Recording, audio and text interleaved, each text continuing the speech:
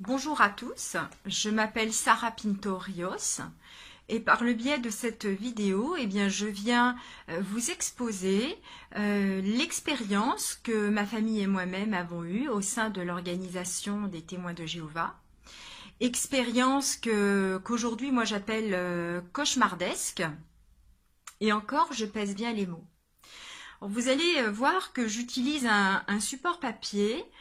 Tout d'abord pour mon propre confort, parce que pour moi c'est nouveau de témoigner de cette façon-là via une vidéo, donc pour mon propre confort, mais aussi parce que ces dernières années, il y a eu une décision de justice prise lorsque nous étions chez les témoins de Jéhovah, et il me semble vraiment important d'être très précise et exigeante aussi sur les choses dont je vais vous parler.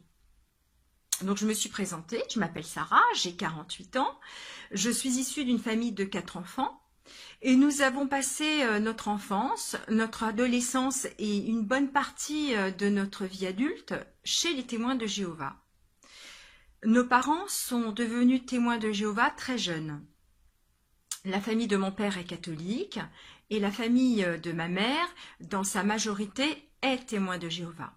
C'est-à-dire que ma grand-mère, donc la mère de ma mère, était témoin de Jéhovah jusqu'à son décès. Mes 4 tantes, ses 4 sœurs, donc, le sont toujours, ainsi que son frère aîné. Quant à mon grand-père et à mon oncle le plus jeune, le frère cadet de ma mère, ils n'ont jamais été baptisés chez les témoins de Jéhovah. Néanmoins, ils participaient occasionnellement à des cultes, des offices, des assemblées, comme ils disent, et à ce fameux mémorial que les témoins de Jéhovah célèbrent une fois dans l'année. Un événement extrêmement grave nous a sortis de l'aveuglement complet où nous étions, ma famille et moi, et c'est à ce moment-là que nous avons ressenti vraiment physiquement comme psychologiquement toute la tyrannie, la perversité, la cruauté morale, les méthodes scélérates de l'organisation des témoins de Jéhovah. Il se trouve que lorsque nous étions enfants, mon grand-père paternel a abusé sexuellement de mon frère, de ma petite sœur et de moi-même. Nous avons appris par la suite que mon grand-père était ce qu'on appelle un prédateur sexuel, puisqu'au moins 2 de ses filles, donc ma tante aînée et ma tante, celle qui est née juste après ma mère, ont été abusées par leur propre père dans l'enfance, l'adolescence. Ma cousine également, la fille aînée de la sœur aînée de ma mère, a été également agressée par mon grand-père. Le 25 mai 2000, j'envoie un courrier à mon grand-père lui rappelant ce qu'il m'a fait à moi, à mon frère et à mes sœurs dans notre enfance, et les conséquences dévastatrices que cela a eu dans nos vies. Ne recevant pas de réponse, je me déplace, accompagnée par ma mère, au domicile de mes grands-parents pour faire éclater cet abcès destructeur, et c'était le 14 novembre 2000. Bien évidemment, comme tout bon pédophile, mon grand-père n'a pas reconnu ses actes, il a vociféré, il a insulté ma mère, et textuellement, je vous cite ce qu'il a dit, il lui a dit « tu es une salope, une pute ». C'est les termes, oui, les termes qu'un père a utilisés contre sa fille à ce moment-là. Et ma grand-mère, témoin de Jéhovah, à côté, ne disait rien. Mon grand-père est rentré dans sa maison en disant qu'à partir de ce jour, il nous reniait à jamais. Grand silence de ma grand-mère qui l'a rejointe dans la maison sans rien dire. Après cette confrontation, je reçois un mail de mon cousin témoin de Jéhovah, fils de la sœur aînée de ma mère, m'accablant, me disant que je venais de briser la famille. Non, ça n'était pas mon grand-père qui, par ses actes pédophiles, avait brisé la famille. Non, c'était moi Moi, parce que je venais de briser ou de dénoncer le tabou familial de cette famille qui était l'inceste. Alors que, je précise, la mère de mon cousin, la sœur aînée de ma mère donc, a été abusée elle-même pendant son enfance et son adolescence par son propre père. C'est alors que la Watchtower intervient par le biais des dirigeants, appelés anciens de la congrégation de laquelle nous faisions partie. En décembre 2000, un ancien a réuni chez moi ma famille témoin de Jéhovah. J'ai accepté cette rencontre pensant candidement que toute cette famille témoin de Jéhovah, disant selon leurs écrits et la Bible, haïr le mal, le péché, et parmi lequel donc le viol d'enfants, mais je pensais qu'après cette réunion, ma famille allait comprendre les victimes et les soutenir. Résultat de la réunion, l'ostracisme complet de toute notre famille témoin de Jéhovah. Ma mère s'est vue accablée moralement, menacée verbalement par sa famille témoin de Jéhovah. Les anciens de la congrégation, eux, ont clairement dans leurs actes et leurs dires pris fait et cause pour l'agresseur et toute la famille témoin de Jéhovah qui défendait activement un violeur d'enfants. Le jeudi 13 janvier 2001, ma sœur cadette porte plainte contre mon grand-père au commissariat de police de Villepinte, en Seine-Saint-Denis. Mon frère et moi n'apporterons hélas que nos témoignages, puisque à ce moment-là, nous étions déjà sous le coup de la prescription. Le parquet décide de poursuivre mon grand-père pour abus sexuels sur mineurs de moins de 15 ans. Mon grand-père est convoqué début 2002 au commissariat pour qu'il y ait une enquête de fait. Bien sûr, encore une fois, il niera tout en bloc. La sœur aînée de ma mère, alors qu'elle avait été abusée sexuellement elle-même pendant des années, lors de son audition, déclarera aux policiers que tout est faux, que mon grand-père n'a jamais abusé, qui que ce soit elle-même n'a jamais été abusée. Une autre de ses sœurs, la sœur de ma mère, celle qui est née juste après elle, dira la même chose lors de son audition. Non, mon grand-père n'a agressé personne, elle n'a pas été agressée, tout cela est faux, nous avons inventé tout cela. Je souligne tout de même une chose très très importante, c'est que les témoins de Jéhovah se doivent de dire la vérité en toutes circonstances. Le faux témoignage et le mensonge étant clairement condamnés et punis par la Bible. Ouvrage qu'ils disent méditer tous les jours et appliquer scrupuleusement dans leur vie quotidienne. Eh bien, dans une telle situation si concrète, cette famille témoin de Jéhovah a choisi le faux témoignage et le mensonge.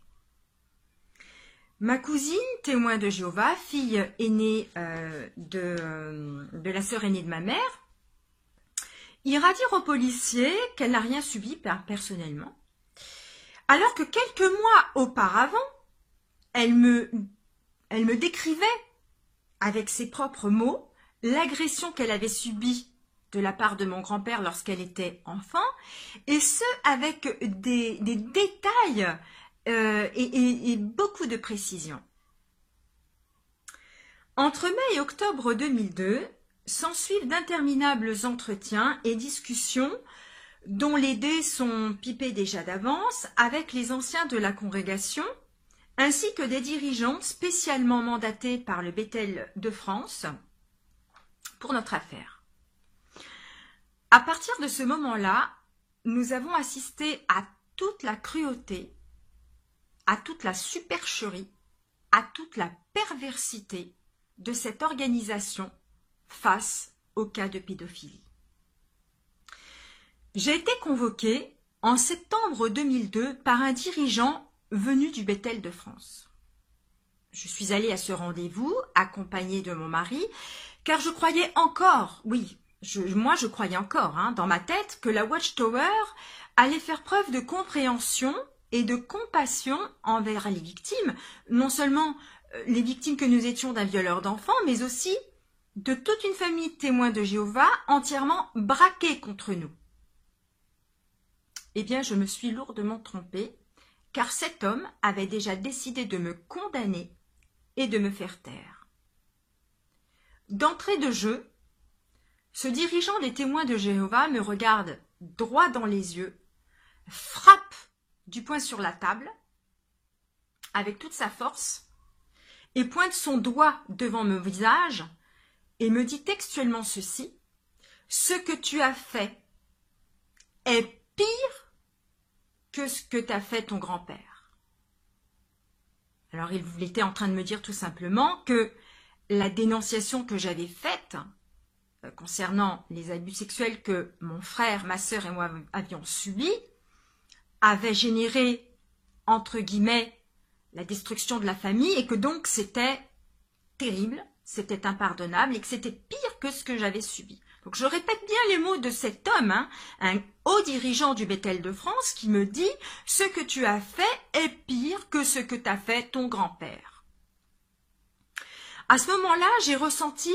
une profonde nausée et je me suis sauvée en courant, sidérée par les paroles accablantes, culpabilisantes et criminelles de cet individu.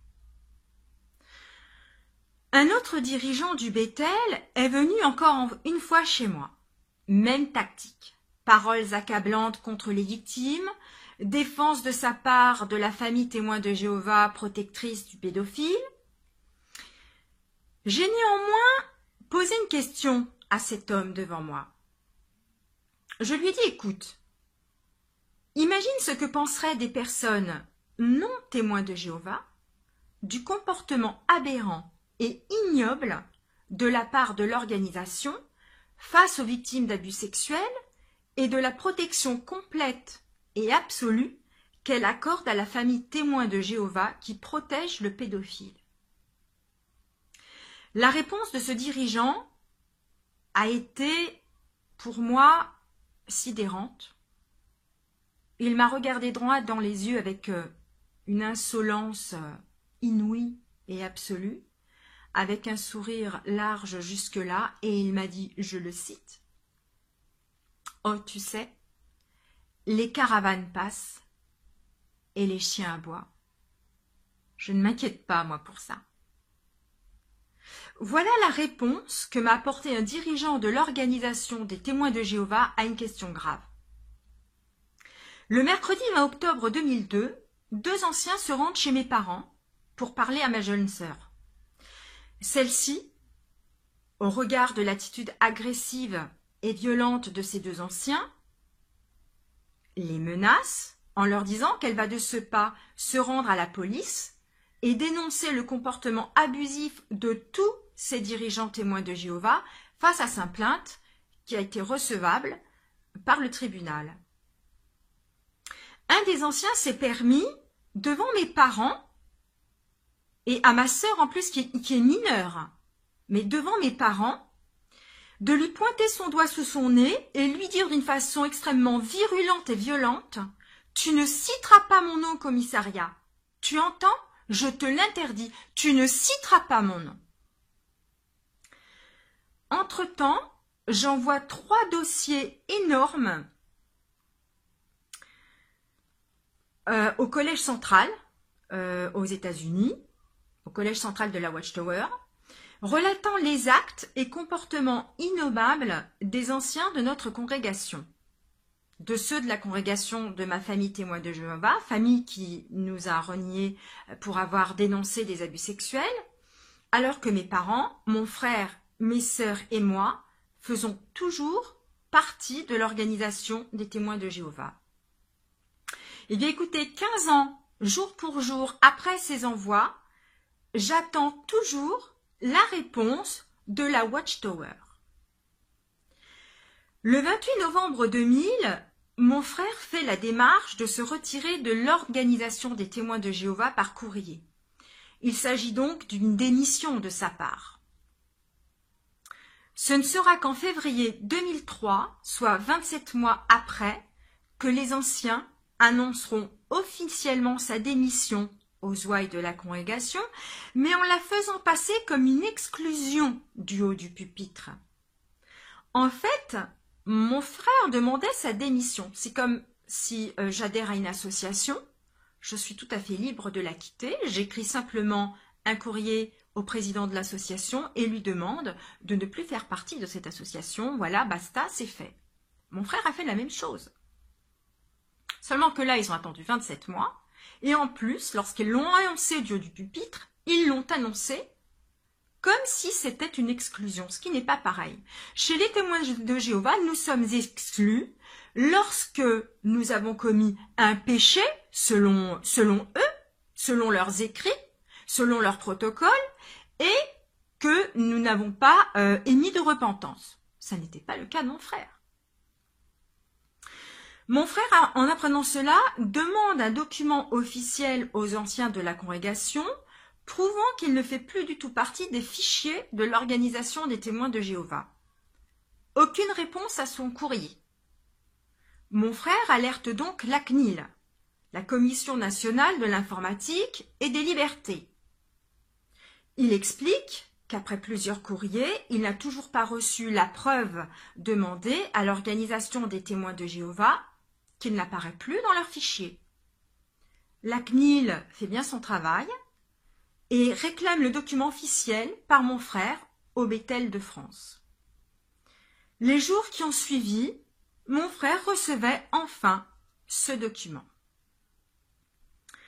Entre 2003 et 2004, les victimes que nous avons été d'une organisation et d'une famille scélérate, ne se taisant pas, n'obéissant pas du tout au diktat de la Watchtower de renoncer à nos droits pour la paix de la famille et de la congrégation, comme cela a été dit mot pour mot lors d'un discours public prononcé par un ancien très ami de notre famille témoin de Jéhovah qui nous avait reniés, ce pic nous étant directement adressé à nous, les victimes, et de façon publique, s'en sont suivies d'autres rencontres, pour le moins musclées, avec des dirigeants mandatés par le Bethel de France. Mais là, tout y est passé. La menace de représailles, parmi lesquelles l'exclusion, si nous ne nous taisions pas, si nous continuions à parler de notre cas, intimidations diverses, discours publics qui visaient directement les victimes alors que nous étions là, assis parmi les autres ouailles. Bref, nous avons expérimenté dans toute sa splendeur les méthodes concentrationnaires, totalitaires, dictatoriales et tyranniques de l'organisation des témoins de Jéhovah. Le 16 septembre 2004, le procès de mon grand-père a lieu au tribunal de Meaux en Seine-et-Marne. Ce jour-là, nous étions, nous, les victimes, seules dans un coin du tribunal. Et pour apporter soutien à mon grand-père, une brochette de membres de notre famille, tous témoins de Jéhovah, étaient présents. Le procès s'est déroulé en huis clos, à la demande de notre avocate au juge, qui a remarqué la présence de ce comité de soutien, selon ses propres mots. Mon grand-père est reconnu coupable d'agression sexuelle sur mineurs de moins de 15 ans et condamné à 18 mois de prison avec sursis. Le juge demandera à ma sœur ce qu'elle souhaite exactement par ce tribunal, par cette condamnation. Eh bien, elle dira tout simplement qu'elle souhaite être reconnue comme victime. Elle ne veut pas que mon grand-père aille en prison. Elle ne veut pas qu'il paye une lourde amende. Elle ne veut pas tout cela. Elle veut simplement qu'elle soit reconnue comme victime. C'est pour cela que ma sœur n'a demandé ni dommage ni intérêt, juste 1 euro symbolique. La preuve donc que la plainte n'avait pas un but vénal, mais qu'elle relevait d'un besoin vital de reconstruction de nous-mêmes. Mon grand-père sera néanmoins condamné à payer une lourde amende. Ce jour-là, nous sommes définitivement morts pour notre famille témoin de Jéhovah, alors que nous le sommes encore nous-mêmes, et celle-ci, dans sa profonde rage, dans sa profonde haine contre nous, ira propager à droite à gauche que nous avons volé notre grand-père. Non, il ne s'agit pas d'une amende qui était prononcée par un tribunal, par un juge. Non, nous avons organisé un vol, comme si cela était en notre pouvoir. Les anciens de la congrégation sont immédiatement avertis. La nouvelle de la condamnation d'un violeur d'enfants ne semble pas du tout être au goût des dirigeants de la congrégation, très amis avec notre famille témoin de Jéhovah qui nous a reniés. Un dirigeant très ami, mais alors très ami, de la sœur aînée de ma mère, ira jusqu'à se rendre au domicile du frère de mon grand-père, lequel nous avions mis au courant des abus sexuels dont nous avions été victimes. Voici ce que cet ancien a dit textuellement à mon grand-oncle, après le procès, je précise, donc après la délibération d'un juge sur cette affaire, sur les actes de mon grand-père et après sa condamnation. Cet ancien dit à mon grand-oncle, « Tu sais, frère, n'écoute surtout pas ce qui a été dit sur les agressions sexuelles dont a été accusé ton frère. Sarah est déséquilibrée, elle va très mal, elle raconte n'importe quoi. Tout ce qui a été dit sur ton frère est faux. » Le frère de mon grand-père, ahuri devant de tels propos, nous contactera pour nous avertir de ce que cet ancien venait de lui dire. En janvier 2005, ma grand-mère, témoin de Jéhovah, décède. Ma mère reçoit un appel d'un ancien qui se fait le porte-parole de toute la famille témoin de Jéhovah, de ma mère, pour lui interdire d'assister aux funérailles de sa propre mère. Demande, je précise, que ma grand-mère n'avait jamais émise de son vivant.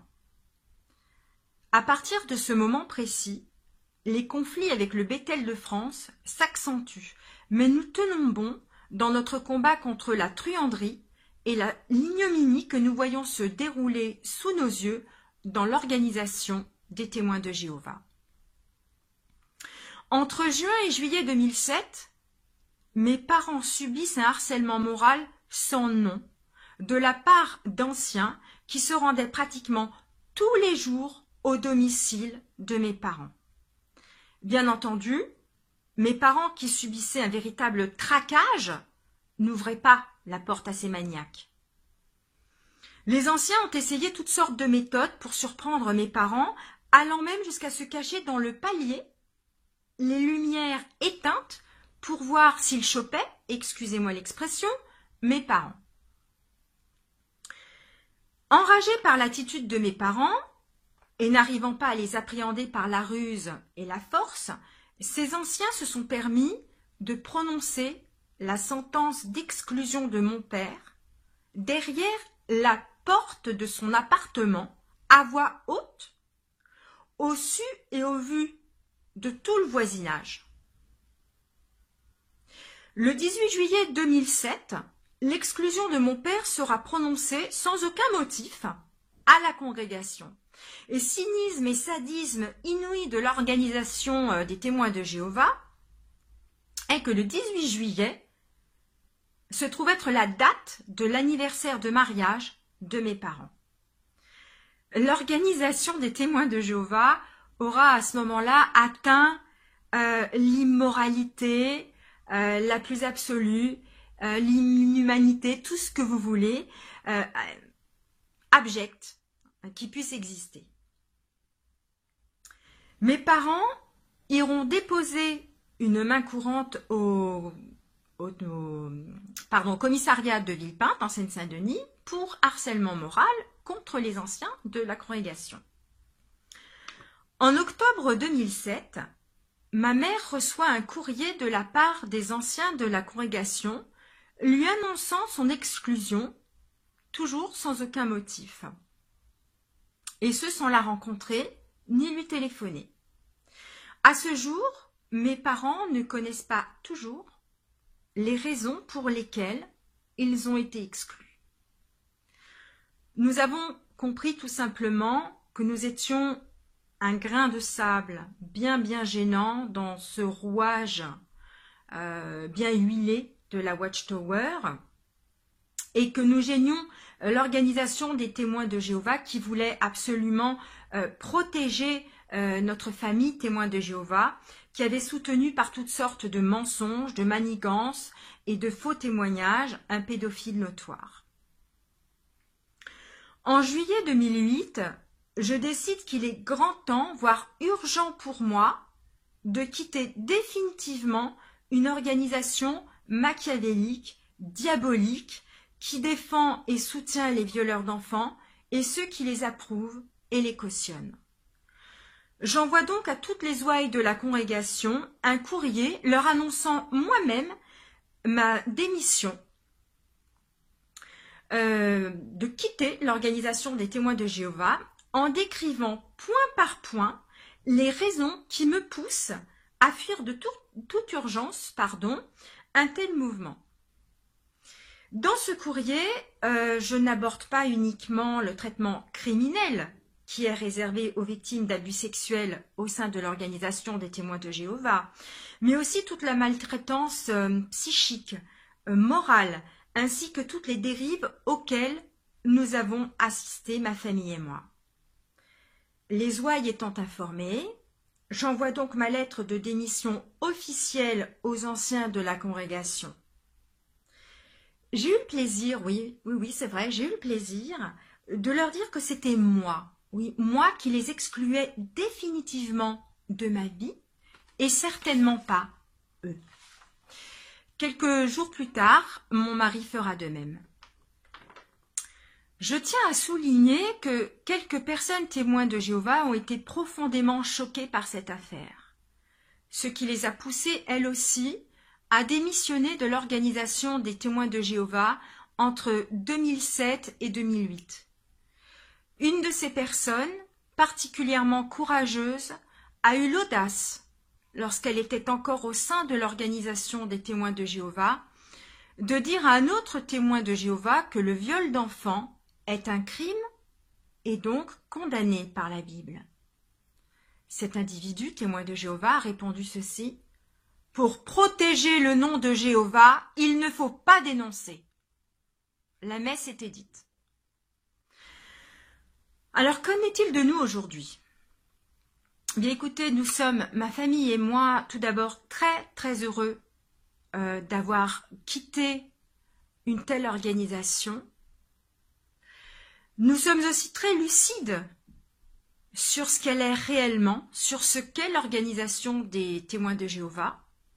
Derrière un paravent de fausse gentillesse, de bonhomie, sincérité, se cache un épouvantable monstre, dévastateur, voleur de cerveau, tueur d'avenir, que personnellement je qualifie de secte extrêmement dangereuse à fuir absolument. C'est ma conception, oui, ma conception personnelle de ce mouvement, c'est mon opinion, et il me semble qu'au regard de ce que nous avons vécu, ma famille et moi, j'ai le droit de donner mon avis sur cette organisation qui a des méthodes extrêmement scélérates et dangereuses pour l'esprit et pour le physique.